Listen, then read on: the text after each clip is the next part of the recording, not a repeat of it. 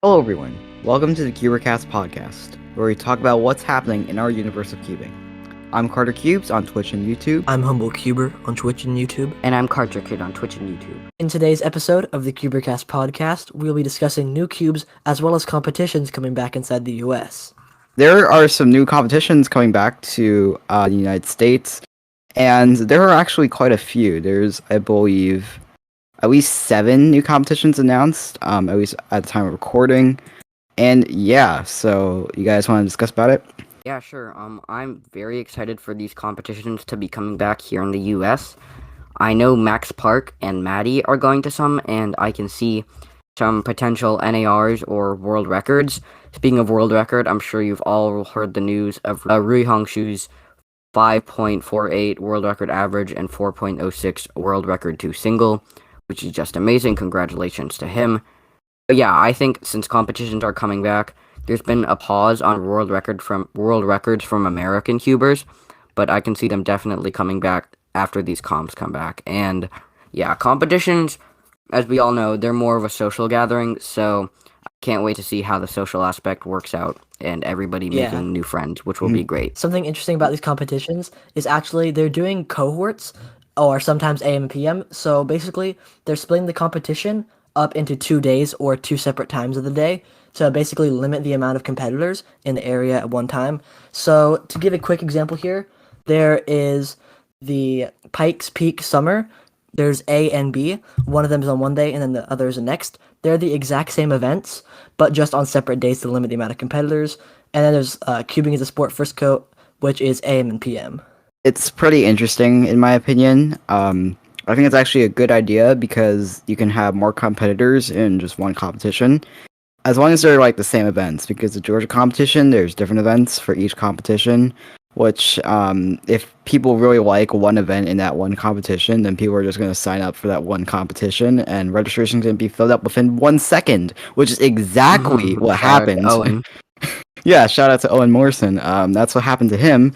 Within literally 1 second, the whole thing was just filled up. So, yeah, cool. It just shows you how much people really want to go back to in-person competitions. Exactly. It's great to see that people are excited. Like, before the pandemic, people kind of took comps for granted. They used to go to them every weekend, and it would just be a normal part of their lives. But now, without them, everyone is kind of sad, I'm kind of sad myself because where I live, there are 0 competitions coming back. Like, it feels like it's happening literally everywhere else except for where I am. So, that's pretty cool. Kind of same goes for me here. There's not really many comps in my area, but actually there are some plans to have a competition near here soon, which is going to be great.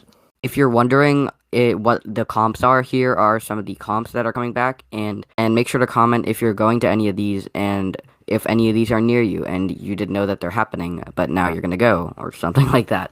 So first there's Cubing is a Sport Frisco. They have an AM and PM version, like Humble said. There's Idaho Summer, A and B. Florida Returns 2021.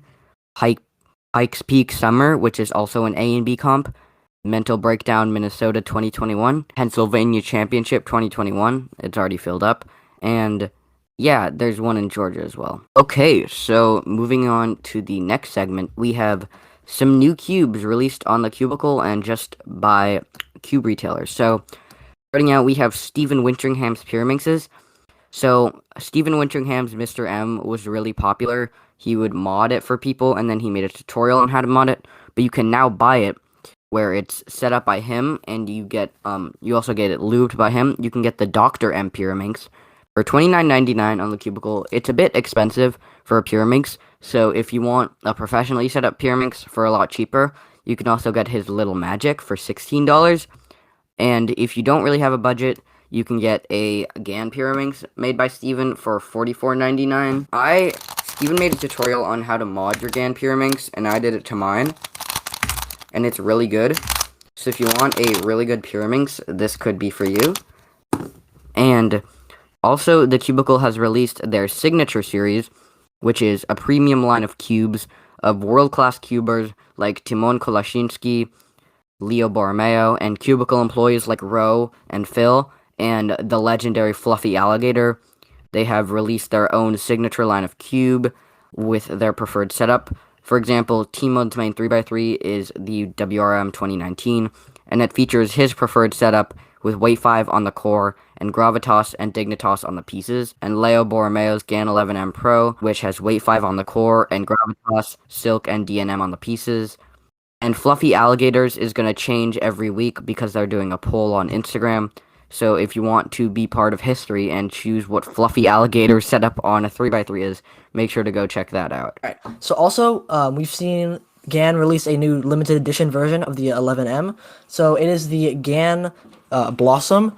So these cubes seem to be in kind of pink translucent plastic with a little bit of yellow internals, or some of them being full yellow.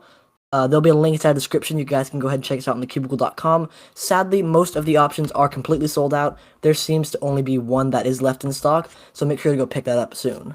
And one of the new cubes that has recently been released to the public is the MGC Square One. Now, the MGC Square One, I first heard about it in July of 2020. So yeah, this cube's been being teased for almost a year, and you can expect it's been hyped up quite a bit. And unfortunately, there have been some issues, namely the magnet strength being a bit too weak since there are no magnets in the edges, as well as it locking up a lot, and replacing the caps is a bit difficult. The box, I've heard out of the box, the MGC is a bit bad, partly because of the frosted plastic, because they redesigned the mechanism after somebody broke an edge. But after a bunch of solves, I think it wears away, and after setup, I think it's really good. So yeah, I'm excited to see how it performs, but yeah, I've heard it's not the best out of the box. The Team Hugo line looks really good. I think it's a pretty interesting idea, just to basically give away the main setup of a lot of pro speed cubers. For the Blossom cubes, I don't really see any practical purpose other than taking photos. So like if you're someone on Instagram, that's really the only reason why you'd buy this pretty overpriced cube. But well, and collection purposes. And also collection purposes, yeah, if you're that type of guy. But honestly, I think it's still a waste of money if you do that, because limited edition cubes are just kind of stupid in my opinion anyway, because you're not going to be actually solving them for solving them. So, yeah. And the Square One, I think it's a little bit overhyped because it's been hyped so much. You can only like have a period of being teased for so long, and then after that, it just gets really overhyped. And it also just wasn't really the best cube anyway. Like it was still a good Square One, but I think it was just overhyped a little bit too much. So yeah. And another competition I forgot to mention is Back to Cambridge A and B. You can't register for it. There's a 10 competitor limit, and registration fee is $1, so that's kind of funny. But yeah, you can't register, but the only event is FMC. So yeah, that's another comp. As I mentioned earlier in this episode, you probably all know that there has been a new 3x3 world record average and world record 2 single. Huge congrats to Rui Hong on doing this. What are your guys' thoughts? Yeah, so it's officially the end of Felix, which I'm very, very sad about. But I do want to congratulate him on getting the world record. Definitely very big. Definitely a good job getting that. It's amazing to see somebody so young getting he's not like insanely young, but he's relatively younger. So it's amazing to see him get a world record. It's kind of sad that Felix now has no more world records, but he'll always be one of the greatest cubers. So huge congratulations also to Fami and Cubics with a K, for being sponsored by thecubicle.com. Kevin. Huge congratulations to Fami and also Kevin for being sponsored by thecubicle.com. You can use code Cubics and also FAR for Fami to support them both. So yeah. Thank you guys so much for listening to this episode of the CuberCast Podcast. This was a bit of a short episode, so we hope you guys enjoyed it.